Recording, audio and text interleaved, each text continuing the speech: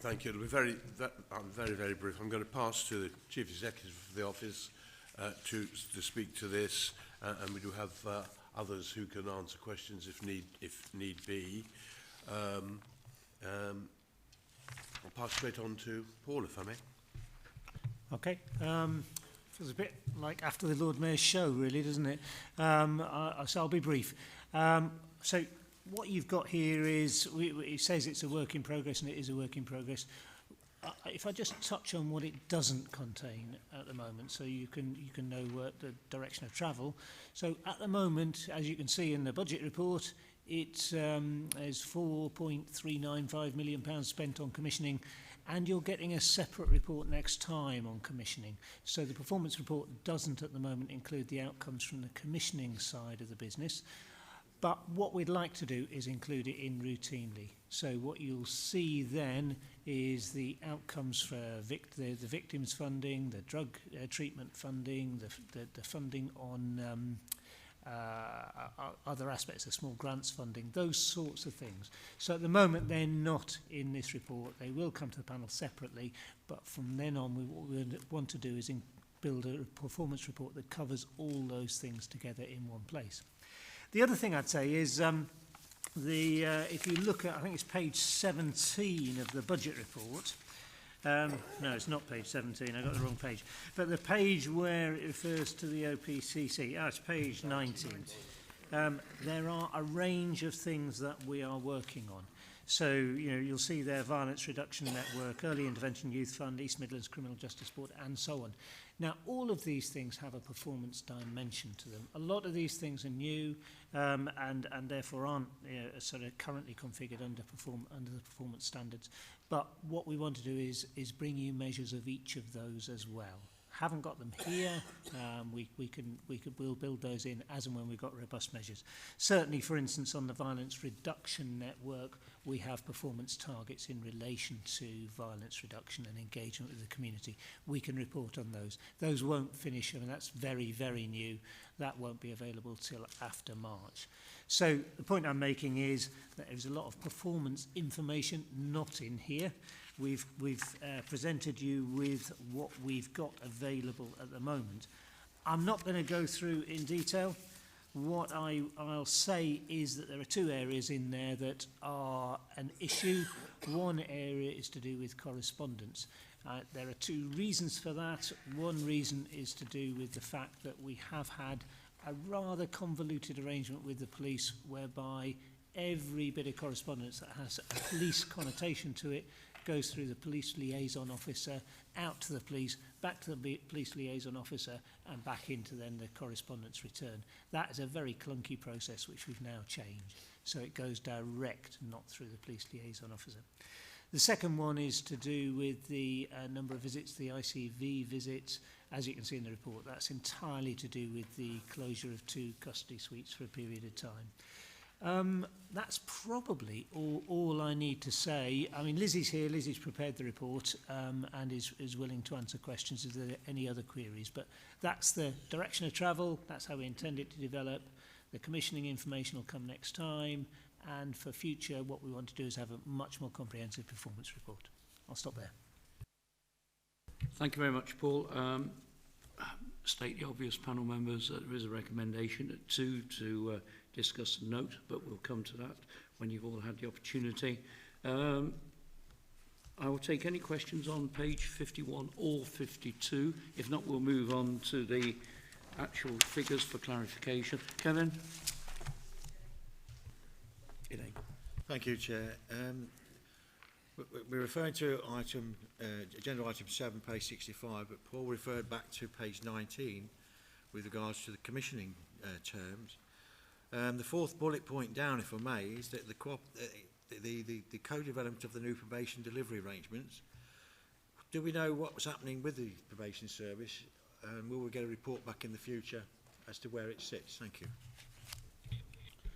Yeah, so just for clarity, on page 19, there's a reference to the number of other activities the OPC is undertaking, one of which is the development of the new probation operating model. I won't go into a lot of detail, but the I think most people are familiar that the Transforming Rehabilitation Initiative was effectively ended, and the MOJ was or is in the process of recommissioning the whole arrangements for probation, which essentially involves bringing the two sides of it together. We are part of that process, so we have, and when I say we, I mean we as an office specifically are one of about 3 offices, I think, that are involved in direct negotiations with the Ministry of Justice about how that's reconfigured. So we've been part and parcel of those negotiations. We've contributed to the design and development of the new specification. I mean, it's no secret that we would take the view that we'd want it to be managed much more locally. It probably won't end up in quite that position, but it will end up as a much more local service, and that's been the drive of our input in the redesign of the probation services. So it's about that contribution to the redesign of probation. Subject close to my heart because I used to, run probation services, and it's a source of kind of anguish to me to see what's happened over the past few years, and I think this is an opportunity to make it a service that serves the local community in the way that Simon's talking to people about, talking to you, talking to the public of Leicestershire about the work of the police. Shouldn't we be having the same conversation with probation? Yep. Even as a member of the Tory party, it was bad news even from day one when Minister Secretary of State Grayling announced changes to the probation service, but hey-ho. Chair, to be fair, all governments make mistakes. I didn't say the government, I said Secretary of State. Anyway, Elaine. I don't know, mine's probably, it's not really a question. Well, I suppose it is a bit of a question. I'm very intrigued by what's written down here around the highlights on page 51.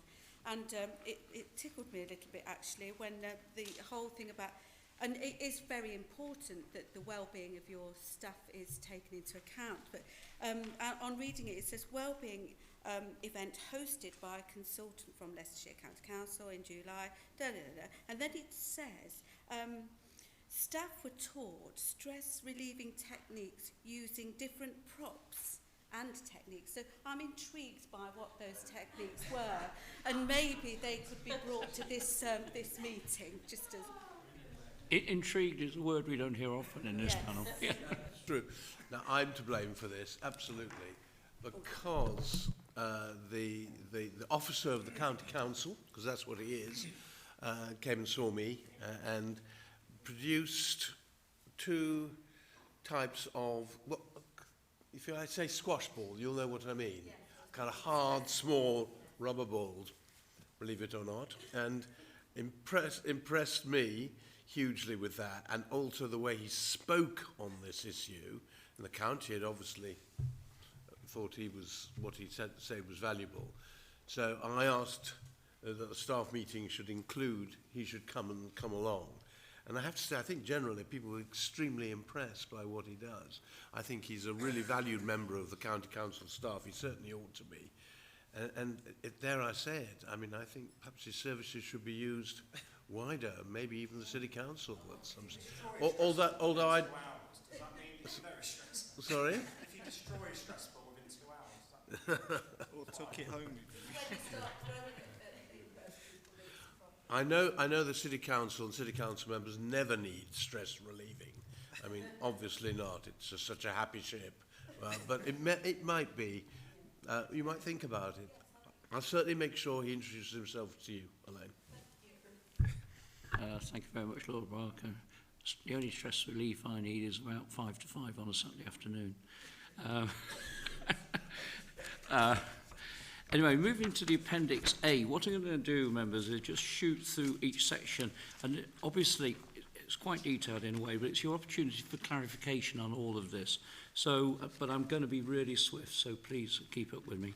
1-1, 1-2, 1-3, 1-4, bit longer that one, 1-5, 1-6, 1-7, 1-8, 1-9, moving on the section to 2-1, 2-2, 24, 25, 26, 26 again, sorry, 27, and Appendix B on page 63. So I presume everything is quite clear to you all, so thank you for that.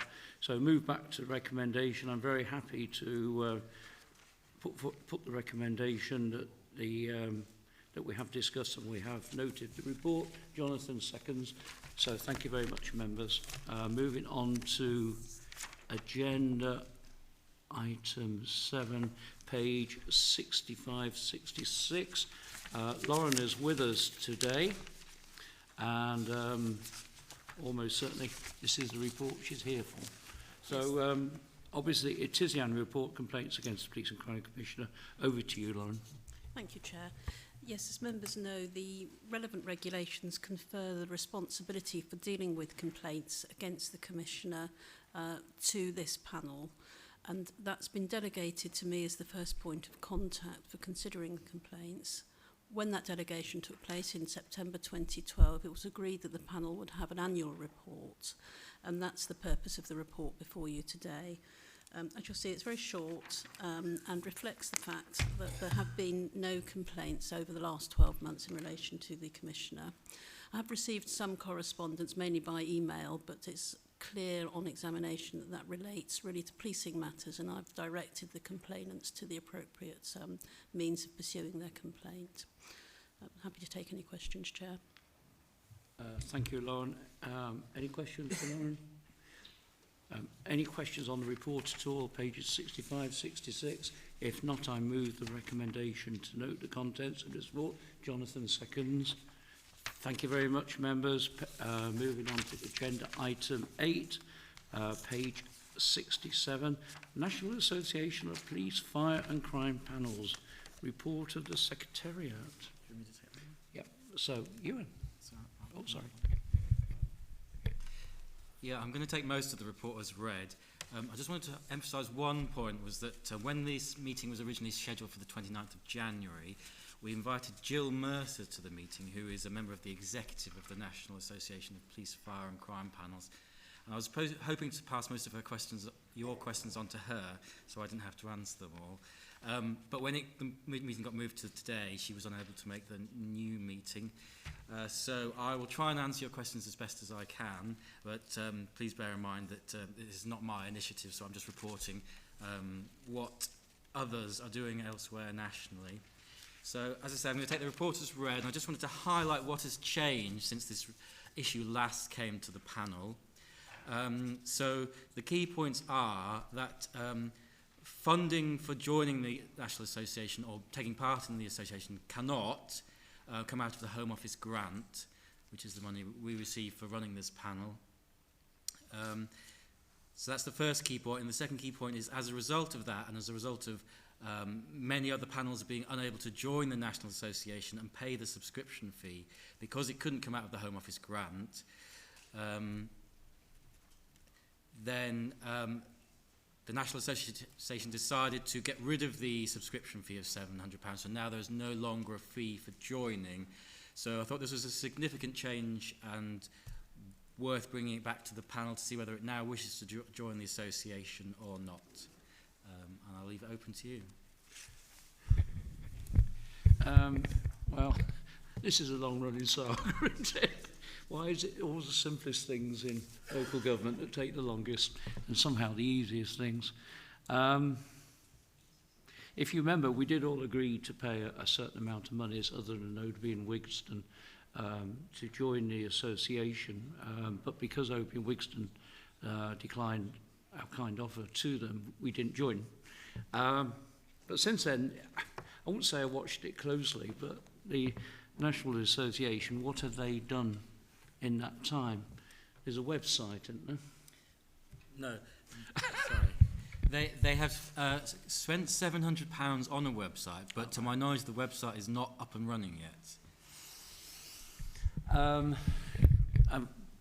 The big change is we don't have to pay any money whatsoever to join, but because of the history of the association, I'm finding it very difficult to find any advantage to join it at this moment in time. That's my own position, but I'm always willing to be persuaded. I'm also a great believer, actually, in members of similar thinking or groups of people similar, say like a trade union. I'm in the National Farmers Union, the PCC's in the National Association of PCCs. It's always good to come together to talk. They do meet in London, I understand, but they also do meet via Skype, etc., etc. But I am struggling to see the advantage, but members, I'll leave it to you to comment. I have read this, and my sort of, by the end of it, I thought, well, what's the point? So my question really was, if somebody was here, I mean, obviously you could answer this, but, you know, why would we want to be part of something like this? You know, it's just another meeting. What would be the benefit to us as a panel to be part of this? I think the main thrust of it is about a collective voice for police and crime panels nationally. And if the government are consulting on any policing issues, then police and crime panels will have a stronger voice if they can come together and give a collective view. I think that's the thrust of it. My view has always been, Elaine, panels do want a stronger voice, but if you give them a stronger voice, you can only take away from the power of the PCC. So it destroys the legislation, really. And we come back to that one. Kevin. Thank you, Chair. It's been a long saga, isn't it, this one? Yeah. It's about 2.5 years, isn't it? 2.5 years. And again, when you say there's no fee, well, of course there is a cost, because if you do join it and you want to go to London, somebody's going to have to pay for that, aren't they? So the hidden costs there are those sort of things. But from memory, when we had some sort of feedback for it, the first meeting they had, correct me if I'm wrong, hardly anybody turned up, it was suggested. And the Home Office have also made it clear that it can't be a pressure group, so you can't pressure the Home Office to do certain things or do other things. Is that still the case? I just need to clarify. The Home Office have said that the funding can't come from the Home Office grant. They haven't said that it can't be a pressure group. I think there's a slight difference there. That's my interpretation too. Yeah. So as long as it's not coming from the Home Office grant, I think the association can still perhaps, they don't like to use the word lobbying, but try and influence. Yeah. Ivan. Thank you, Chair. I can't see the point in a £500 fee per annum for something that has almost no relevance. We all belong to the local government association. There's a county council's network. There are other groups out there that can take this argument forward. So I can't see the point in joining. Yeah, so just to clarify, that the £500 fee no longer exists. It's now free to join the association. It's in the report, it says £700 in one paragraph and £500 annual fee in another. Yes, when the National Association was first set up, there was a £500 annual fee, but at their AGM in November just gone, they decided to get rid of the annual fee to encourage more panels to join. Yeah. Where you're 100% right, still got the LGA as well, yeah, who this panel takes advice from, I believe. Yeah. So the panel actually takes advice from the LGA, and obviously we're all members of the LGA. I don't think any of our councils is not a member of the LGA at this moment in time. No. So I think I'm going to propose that we decline their kind offer to join, and we will review the situation in 12 months' time. I look for a seconder, which Jonathan's very keen to second on. Yeah. Or Ivan. Just a quick vote. All in favour? Unanimous. Thank you very much, members. Date of next meeting, it says it's scheduled. It will take place on the 20th of February, day after full council at Leicestershire. It is in Sparkenhoe for members to note. And item 10, I haven't decided to take any items as urgent other than to say thank you very much for all attending. Thank you very much for taking part, and a safe trip home. Thank you.